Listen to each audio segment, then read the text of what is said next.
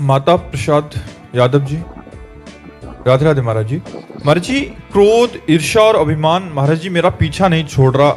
आपके बताए हुए प्रकाश के माध्यम से चलने का प्रयास भी कर रहा हूँ, लेकिन महाराज जी आगे बार बार गिर जाता हूँ। हाँ देखो, क्रोध का मूल क्या है? काम है। क्रोध की स्वयं सत्ता नहीं है। कामा संजयते क्रोधा। जब हम कामना करते हैं ऐसा हो और उसके विपरीत होता है तो हमें क्रोध आ जाते हैं। हमें चाहिए कि जोई जोई प्यारो करे सोई मोहि भावे। अगर इस सिद्धांत को स्वीकार करें तो हम क्रोध पर विजय प्राप्त कर लेंगे। ऐसा ही होना चाहिए? नहीं। मेरे प्रभु जैसा चाहते हुए वही सोई जो राम रचि राखा, को करी तर्क बढ़ावे शाखा, अस कही जपन लगे हरिनामा। यदि हम जहां हमें क्रोध आ रहा है उससे विचार पूर्वक देखें कि मेरे भगवान के द्वारा किया हुआ विधान है और ये विधान मंगलमय भगवान के द्वारा है, इसलिए मेरा परम मंगल होगा। मैं क्रोध क्यों करूं?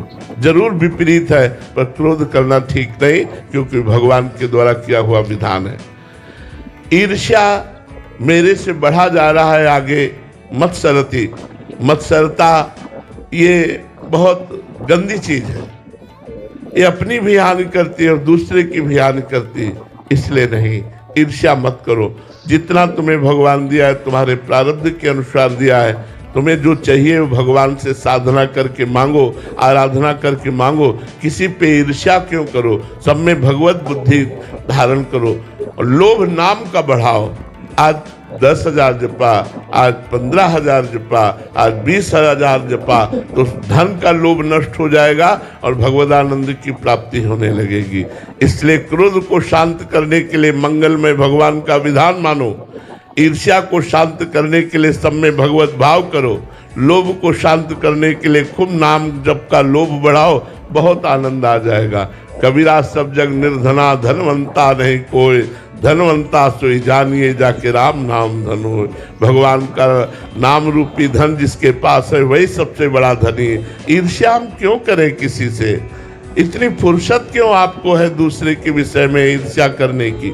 नाम जप करो, मन को समय ही मत दो। इसको समय दे, बहुत ये धूर्त है, बहुत धूर्त है। अगर खाली समय रहे तो पटक देगा ये काम, क्रोध, लोभ, मोह, मद, मत्सर ऐसे दलदल में कि निकलना मुश्किल हो जाता है। बड़ा ये दुष्ट है, बड़ा ये नीच है। ये कभी प्रिया प्रीतम के प्रेम में सम्मिलित होने के लिए, लीला में सम्मिलित होने के लिए राजी नहीं होता। ये भोगों में सम्मिलित होने के लिए राजी होता है। ये बड़ा दुष्ट है। इसको लाख समझाओ, संतवाणी सुनाओ, शास्त्र पढ़ाओ, इसको हृदय से समझाओ कि देखो भाई नहीं सुख है, फिर भी हठीला नीच गति वाला मन भोगों में ही लगाता है। इसलिए अगर कोई भगवान का कृपा पात्र बनकर नाम जप करे तो इस मन पर विजय प्राप्त करे, तभी ये काम, क्रोध, लोभ, मोह, मद, मत्सर, ईर्ष्या, द्वेष आदि ये नष्ट हो जाते हैं। प्रीति जी दिल्ली से। महर्षि श्री गुरु ग्रंथ साहिब जी में लिखा है कि न निंदिया न उत्सत जाके, लोभ मोह अपमाना, हरख सोगते रहे न्यारो, ना ही मान अपमाना।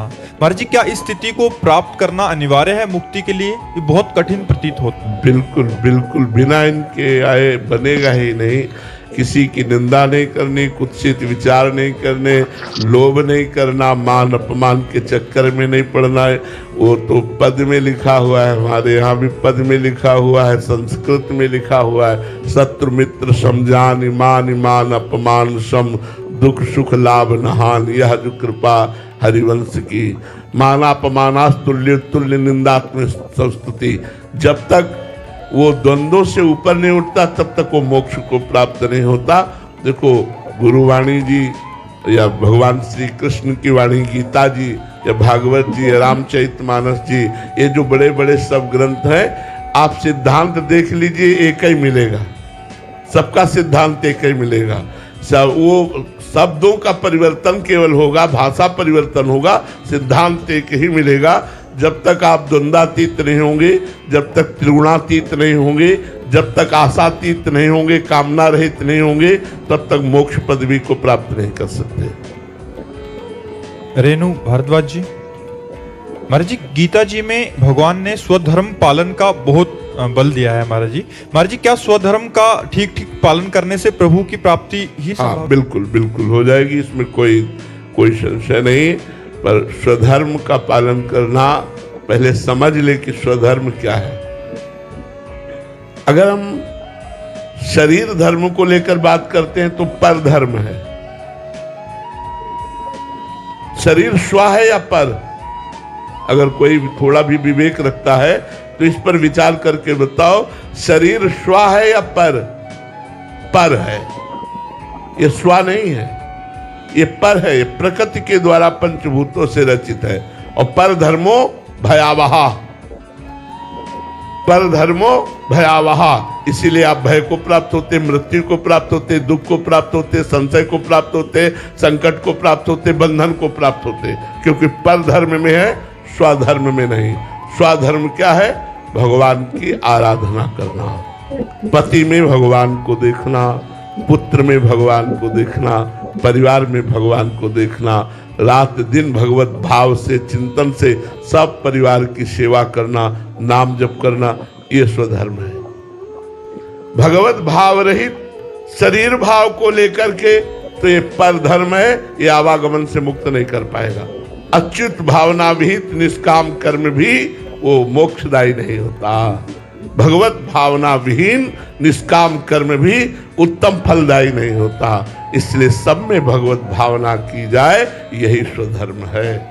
सब में भगवत भाव से आराधना की जाए, नाम जप किया जाए, कोई नशा न किया जाए, गलत आचरण न किए जाए, अपने पति को, अपने परिवार में भगवान को देखो, यही स्वधर्म है। क्योंकि वही भगवान हमारी आत्मा के रूप में स्फुरित हो रहा है और स्व वही है। शंकर सहज स्व रूप सम्हारा, तो लाग समाधि अखंड अपारा। स्वधर्म, स्वधर्म माने भगवत आराधना, आत्मस्वरूप में स्थित होना। ये पर धर्मो भयावह, ये शरीर पर धर्म है। हम भगवान के दिव्य अंश हैं और जो भगवान का अंश है वो पूर्ण है। क्योंकि पूर्ण का अंश भी पूर्ण नहीं होता है, इसलिए हम परमात्मा स्वरूप हैं। और परमात्मा स्वरूप में स्थित रहना ही स्वधर्म है। शरीर धर्म में स्थित रहना पर धर्म है। ये बात अध्यात्म से मैं कह रहा हूं। नितिन जी होशंगाबाद से, राधे राधे महाराज जी, आपके चरणों में कोटि कोटि प्रणाम। महाराज जी मेरा प्रश्न है कि काशी में महादेव जी को देखकर और काशी के घाटों को देखकर किसी को वैराग्य चढ़े तो बात समझ में आती है, क्योंकि बाबा जी का स्वरूप ही सन्यासी वाला है। लेकिन महाराज जी वृंदावन में आकर और प्रिया प्रीतम को देखकर किसी को घोर वैराग्य आ जाए, ये बात महाराज जी समझ के बाहर की है। सही पूछो तो काशीनाथ को भी यहाँ वैराग्य हो जाता है। काशीनाथ को भी यहाँ वैराग्य हो जाता है। गोपी बने हुए, गोपीश्वर बने हुए वृंदावन में विराजमान है। जो प्रेम है ये समस्त राग नष्ट कर देता है। देखो, थोड़ी सी मलिन झांकी, निर्मल झांकी नहीं कह रहा हूं, मलिन झांकी, प्रेम ना होकर के वो राग है, पर उसका स्वरूप देखो। संसार में उसे प्रेमी कहते हैं, पर उसे राग कहा जाता है, प्रेम नहीं कहा जाता। उसे कामासक्त चित्त को राग कहा जाता है।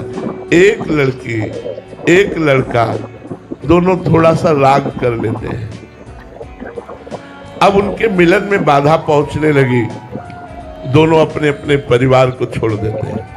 अब उनके परिवार भारी विरोध में उतर गए, दोनों अपने प्राण छोड़ देते हैं। सुना है नहीं? एक लौकिक राग में इतनी ताकत है कि दोनों अपने परिवार को छोड़ दिए, दोनों अपने प्राणों का भी त्याग कर दिया। इतना बड़ा वैराग्य, इतना बड़ा राग त्याग कि दोनों ने एक साथ जहर खा लिया। फिर ये तो प्रेम देश है, ये तो प्रिया प्रीतम का प्रेम देश है। यहाँ वैराग्य हो जाना कोई बड़ी बात है क्या? वृंदावन में वैराग्य होना बड़ी बात नहीं, क्योंकि प्रेम समस्त रागों का नाश कर देता है। प्रेम जिसके हृदय में उत्पन्न होता है, उससे जैसा वैरागी कौन होता है?